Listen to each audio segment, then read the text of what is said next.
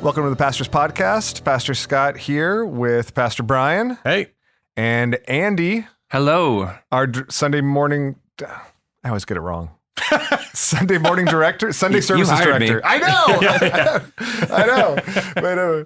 Well, I think that's part of the problem is whenever we hire someone, really about once a year, we rework titles and things like that. And so I've got like 8 in my head. We just don't think of each other that way. We're friends. That's true. You know? Andy, that guy. That guy over there. Sunday services director. Yes. That's right. And super thankful for you, Andy, for the work you've been doing, even just over the last few months. It's been exciting to see the development there. And I want to talk a little bit about Holy Week. It's Holy Week. It's Holy Week. It is. As Protestants, are we allowed to call it that? Yes, okay. Decidedly. Should we call it that? I say yes. Okay. I think so. Okay. It's just a kind of historically accurate way of talking about the week. The week. All right. Yeah. All right. I think we're good. I'm just asking the question everybody's wondering, Brian. Scott's out That's all I'm there doing. fighting Twitter wars with weird denominations. My brain works so much better the less I'm on Twitter. Like is that the new topic of the podcast? There's like an inverse reaction. I agree. You know what you should give up at whatever you gave up for Lent. You know what you should give up after Lent? Twitter. Yeah. I gave up Twitter before it was cool. Before it was cool to give up Twitter. I love that. All right. So as we think about our celebration of Holy Week, I do want to ask both of your thoughts just on how this celebration is shaped in your own hearts, how we as a church family can think about and celebrate this in a way that really brings out and identifies the unique opportunity this season once a year is. But before we do that, this year we are adding a service. So we normally have our Easter Sunday service. We've traditionally had our Good Friday service, and this year we are adding a Maundy Thursday service, a Maundy Thursday service, which I think begs the question, Brian. Dude, every time. I think raises the causes question, Scott. me raises to the question. ask the question. What's Maundy Thursday? And is it on Monday?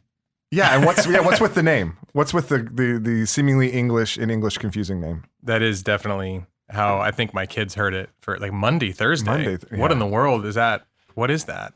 How do you have both those things? Yeah.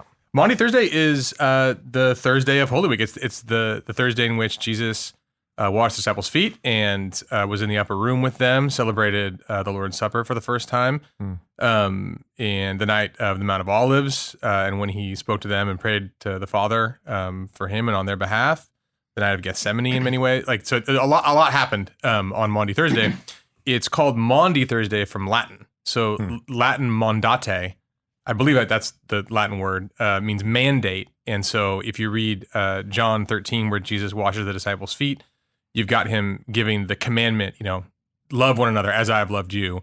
And so that's like when in 1 John it talks about the new commandment that was given, and Jesus there says, a new commandment I give to you. And so it's the commandment mandate Maundy Thursday. So it's like something that was picked out at some point. I don't know the history there, but that was picked out somewhere in the tradition to focus on as something very important about that particular night.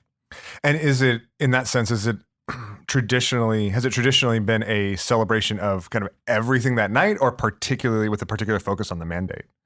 I don't know a lot of that, the actual specific tradition, like liturgically. I know that lots of different like denominations or different ways of celebrating it have included things like foot washing sometimes or things like that. Like lots of stuff happened that night. Mainly it's focused around the Lord's Supper because that was the first institution of the Lord's Supper is that night. And that seems to be the thing that stands out the most, especially since we celebrate that as Christians, not just on Maundy Thursday, but throughout the year. That institution and how it looks forward to his death for our sins is something that has mainly been focused on. Cool.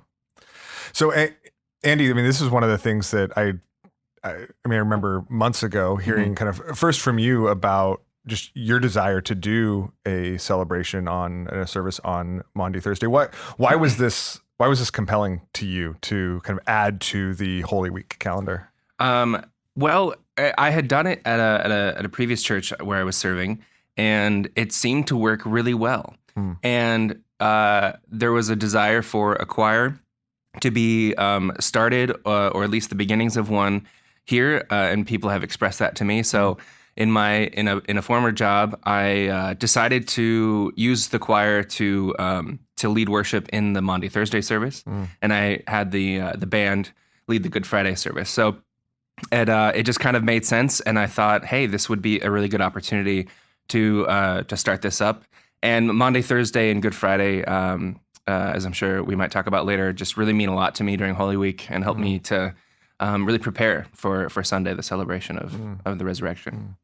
Yeah, I mean, that's one of the things that is really compelling to me about it is I think sometimes without these reminders, even if Holy Week isn't Holy Week, but it's just Easter, kind of Easter like jumps up out of nowhere, and you're like, oh, okay, good. I'm glad we're celebrating. Like this is cool.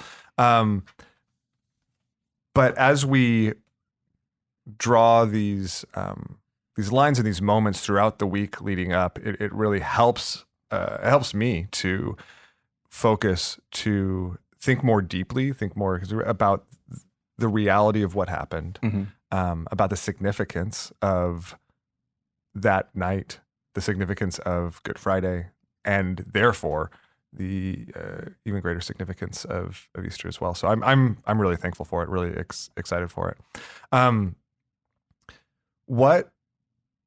So you mentioned the choir. Well, what's the deal with the choir? So people have heard like we're going to be having a choir on Maundy Thursday. What's kind of in what form are we going to be? Just like singing hymns? Are we going to be doing some or more contemporary songs, but just the choir is going to be doing it, not the band? Like what is this? Yeah. What's the deal? I'm so glad you asked. I'm so glad you asked. So we're going to be doing something called Taizé music. And Taizé is a worship tradition from Burgundy, France, where I hear they also make wine. Jesus' first miracle. And connect all the dots. It's Footnote. That was almost Jose level. Yeah. Jesus. That was great. Taizé music is sort of short contemplative phrases set to very simple music, and it's meant to be repeated over and over again. And the choir will be singing that.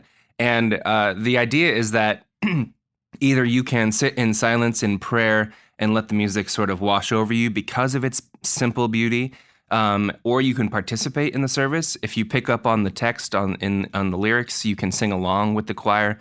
There will be sheets with the words on them for us at Maundy Thursday, so that everyone can either read along or sing along or just enjoy the music. And so, and the point is to just be present in that moment and think about the time of the upper room and the Last Supper, and to just prepare your heart for Good Friday and ultimately Easter. One thing I have a little blurb here that I could read about Taizé music that I think is well written. Nothing is more conducive to a communion with the living God than a meditative common prayer with, at its high point, singing that never ends and that continues in the silence of one's heart when one is alone again. When the mystery of God becomes tangible through the simple beauty of symbols, when it is not smothered by too many words, then a common prayer, far from exuding monotony and boredom, awakens us to heaven's joy on earth. And so that kind of encapsulates the simplicity of it, and it's why I think it's so accessible to people who may have never experienced it before. And also, it was a way that the choir could learn this music kind of quickly. Since we don't have an established choir here, it was a way that I could sort of introduce choral singing in a way that I knew would be easily grasped onto by people, even if they haven't sung in a choir in a long time. Yeah, I'm really excited about this. I'm really looking forward to it. I think it, as we think about both the prayer and meditation that happens just as we read our Bibles throughout the week, as we consider and listen to things, as we listen to music. Good Friday's always been, in a sense, contemplative service for us. It's one of the more contemplative things we do through just simply a focus on the reading. But music ushers us in to that in such a accessible is a great word, like an accessible way. I'm looking forward to that. I think it's gonna be really, really helpful. Brian, when you think about kind of just adding to and extending the contemplative nature of our Holy Week celebration, why is that compelling to you? I think we're not from like a culture or tradition that does this kind of thing. And so I think we start kind of pretty deep in the red when we think about things like liturgy and tradition and the power of those things. I do think it's funny what you read, Andy. Like, I think that there is a significant way that our default reaction to tradition is monotony, being in a rut, boredom, things that are only external and not internal. And whether we, consciously do that or not, I think it's just kind of in the water, that we swim in culturally.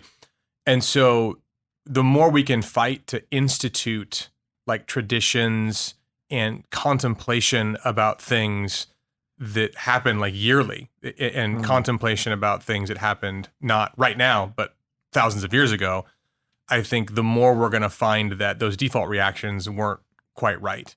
That things can become monotonous, things can, get put in a rut, and things can get very just formalistic. But that's not in the nature of these sorts of things. And so the more contemplation you have on something that happened a few thousand years ago, the more opportunity you have for celebration, for deepening, for a kind of formation of soul, a kind of something that reaches in deeper than event or action and tries to touch down in a deeper way in you. It's not pragmatic in that way, and it's not something where you're like, oh, that's super efficient. Like, I see how much is produced by that.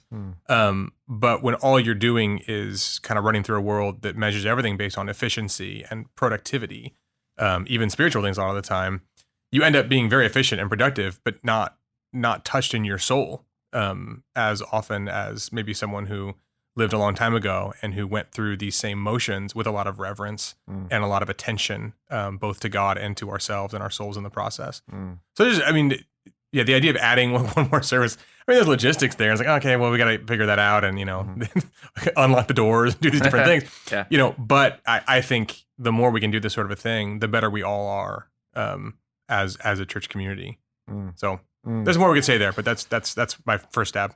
No, it's rich. It's part of why I feel like in a lot of ways, not just like practically this week, but overall, I feel like my soul needs that, right? There's a way in which we just naturally bend in other directions, and there's so much there. I think also in today's age, we consume a lot of things in like 60-second clips. And it's important, I think, to take time to pause and to experience Selah and to just be in the space with other Christians and to be in God's house and just to think about those things. In my opinion, Maundy Thursday and Good Friday and Easter are meant to be experienced together.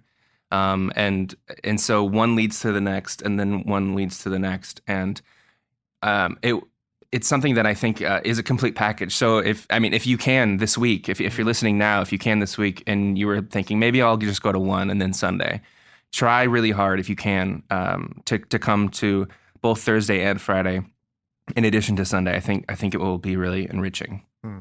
Appreciate that. So, B, what do you think is the significance of the annual nature of this celebration, right? Like in a sense, we rehearse the gospel every week. In a sense, we're called to rehearse the gospel and remind ourselves of the gospel and Jesus' death and resurrection every day. What's the significance to the annual nature of this celebration? Why do it yearly? There is a sense in which every Sunday is Resurrection Sunday, right? That's true. And there's some places that emphasize that more than others. And in some ways, it'll be like, well, that's why we don't really do much for Easter, is because we want every Sunday to be Easter Sunday. And I totally get that. And I think that there's ways that you want to assert, like we celebrate our services on Sundays because of the resurrection on a Sunday. So every Sunday is supposed to be like an Easter Sunday in that sense. At the same time, again, we live in a place where we kind of mark time for some reason or other based on the school calendar. Like, I don't know what that is or why full-on adults that don't have kids, like, think of summer as summer still, or but it's not just kids. It's Don't take away my joy, Brian. But there is something about like fall is when things speed up. The holidays, there's crazy time around Christmas. Spring is when things get warmer, and like summers, like there's this way in which the only way you mark time is in LA. There's no real change in seasons necessarily. You mark time based on kind of the school's calendar and the Super Bowl and like random other things. Yeah. And that isn't just a neutral thing. Like the way you mark time isn't just something you happen to do. It by marking time that way, you actually teach yourself something. Like the way when you have almost a spiritual or a psychological muscle memory that you build into yourself when you mark time a certain way. And so it isn't just something you're doing, it's something that's being done to you as you participate in that. And it does teach you that time is basically just about whatever's going on around me right now. And so, right now things are ramping up. Right now things are slowing down because of these holidays. I got to buy gifts or whatever. I got to go home. I got to see family, whatever it is. There's a million different things that go on. But it's really like, this is what time is about. This is what life is about marking time based on this year, the next year, and the way that kind of keeps on going. If you begin to mark time the way that some Christians have historically, you don't mark time based on what's going on right now. You mark right now based on what happened essentially in the life of Christ in the church. And so the new year starts not on January 1st when we sort of say goodbye to the past and welcome into the present. New Year starts essentially in Advent as we look forward to and wait for the coming of Christ. And then Christmas, it's actually the 12 days of Christmas, which is really hard to sell in America right now. But like Christmas was to start on December 25th and end 12 days later. And there's goose laying eggs and stuff apparently. but like it's supposed to be this time of appreciation and celebration of the actual coming of Christ. And then you move on and there's Epiphany, which is this time of recognizing both kind of simultaneously Christ becoming recognized in the world and the gospel going out into all the world. So there's a weird kind of duality between like the gospel stories in the book of Acts and the ways that is continuing today. And then, we keep going. There's Lent, which is what we're in now. And after Lent, as we look forward to the crucifixion and kind of mourn and get ourselves ready in preparation for that and deal with our sin and, repent for the kingdom of heaven's at hand, you have this whole pregnant Holy Week in the middle, or not the middle of that, but like towards the end of that, that has Maundy Thursday, Good Friday, and then Easter Sunday. After that, you have Pentecost at the coming of the Spirit. Like basically there's a way of marking time that is keyed off of the life of Jesus, and it maps what God has done in the world through his son by the Spirit onto our lives now in a way that's not about what's going on around me immediately, but it's about how what's going on around me immediately is lived in light of a larger story. And that teaches you something, and that forms your soul in a certain way, and that like informs you. So to me, there's a lot of good things that come from marking time based on like every year, based on how that year fits into a larger story that looks back before creation in redemptive history and forward into the new heavens and the new earth. I think it's so helpful. I think particularly as people that are oftentimes, as you mentioned, not familiar with marking time that way, not familiar with tradition, with some of these things. That even just starting at the existence of Holy Week, just as we celebrate really even more poignantly Advent, this week provides such a unique opportunity to, regardless of what else is going on, say this is the time, because of what Christ has done, that we together as the church celebrate this in this way. And a lot of people don't know that these other, I don't know what you'd call them, feast days or that they exist or that they happen. I mean, right? Most of the world has no idea, let alone Easter and Christmas twice a year. So I think it's another opportunity to, help people understand what's going on this week. Yeah, and I think this is the best kind of like the entryway in, because what I just said, I kind of went through like the whole church year really quick, not all of most of it, and that can sound really intimidating and just like really foreign. Like, how do I even begin to do that? and how the barrier to entry can feel so high. Like, okay, so how do I do that? And then once I figure out how to do that, maybe I'll see some benefits from it as I get into this totally alien way of marking time. I think Holy Week is a great entry point, because what you begin to see is, like, so my history with Easter, most of my Christian life, Easter I would wake up on Sunday and I would remember A, that it was Sunday, and B, that it was Easter. And I was like, cool, Easter. And you go to a church service and it was basically just like a church service with some extra, like, bing, pow, you know, like some extra pizzazz. Some trumpets and trombones. Yeah, like, oh, it's cool. It's like Easter, you know, turned up, or Sunday turned up to 11 because it's Easter. And that's okay. There's nothing like wrong. Like, I wasn't like in sin doing that. Nothing wrong with that.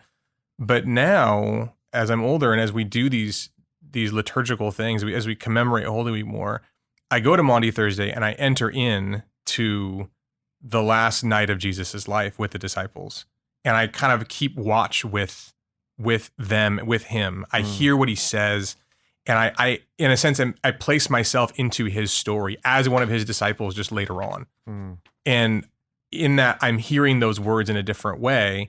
And then Friday, there is a watching and entering in of the crucifixion, which isn't just a service thing, by the way. That can be something you do on your. I mean, like, it's individual as well, but the services really help with that, such that I'm not confused on what's going on Saturday. Like, I wake up Saturday, and Saturday is the day after the death of Christ, and I enter into that now because I'm queued up for it. It's not this like, let's screw up my mind and make sure I remember that it's Holy Saturday.